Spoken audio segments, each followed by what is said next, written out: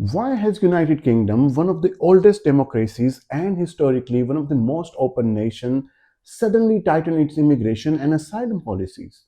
From rising migration numbers to political pressure and global crisis, the story is much bigger than you think. Today we break down the real reasons behind UK's immigration crackdown and what it means for migrants, asylum seekers, and the future of Britain. For decades, Britain has relied heavily on immigration. After World War II, immigration from the Caribbean, South Asia, Africa, and Eastern Europe helped rebuild the country, fill workforce shortages, and support the NHS. But over the past decade, the tone has changed. Immigration has become one of the UK's most controversial political issues, especially after Brexit in 2016. Public sentiment, political promises, and economic concern all started putting pressure on leaders to reduce migration numbers.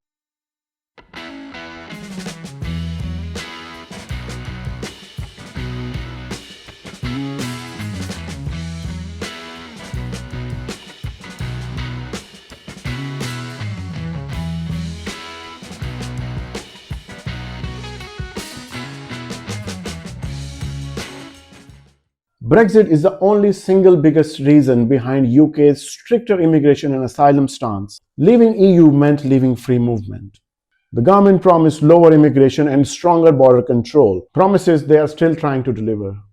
Despite political promises, the UK's net migration reached record highs between 2021 and 2023. Several factors caused this: post pandemic labor shortages, students arriving in large numbers, skilled workers recruited for health and tech industries, asylum seekers crossing the English Channel in small boats, over 45,000 in some years.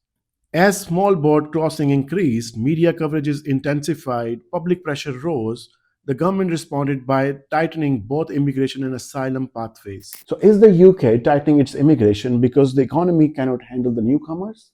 The answer is quite complicated. Britain's economy is struggling with high inflation, rising housing costs, shortage of affordable homes, pressure on NHS, limited school capacity. Many British citizens say the system feels overstretched. Even though migrants support the economy, the strain on public services has become a political battleground. To show they are in control, leaders introduce stricter policies: higher salary requirement for skilled visas, limited dependent for students, tougher asylum decisions, deportation plan to third countries like Rwanda. Another big reason for reforms is the rise in small boat asylum crossings. This issue became symbolic, not just for immigration, but for the border control. Thousands of people attempt dangerous sea crossings across the UK Channel every year. Smuggling networks profit from unsafe illegal routes. This created safety concerns, humanitarian crises, political pressure, and public fear over uncontrolled migration. The UK government claimed tough laws were needed to deter people from using illegal routes. Human rights groups argue the UK should expand safe legal pathways instead. Perhaps the most controversial part of UK's asylum reforms is the Rwanda scheme. Under this policy, certain asylum seekers coming to England through illegal routes can be relocated to Rwanda, where their cases would be processed. The government says it will deter illegal crossings, will reduce pressure on asylum system. Opponents say it may violate international law, it risks sending people far from safety. It does not address the root cause of migration. Still, the policy shows how far the government is willing to go to reduce asylum numbers. UK is not alone. Worldwide immigration is rising due to war, climate change, collapsing economies, and the political instability. Countries across Europe and North America are also tightening their borders.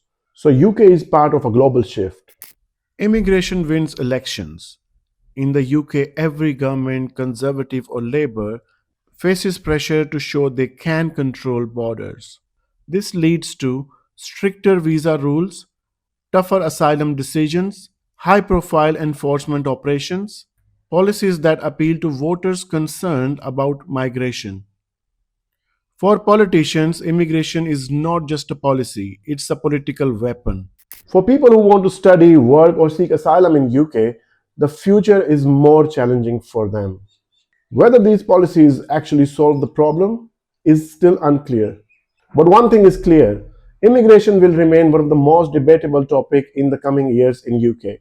That's it for now. If you want more videos like these on immigration, please comment below. I will see you in the next video. Till then, take good care of yourself. Bye bye.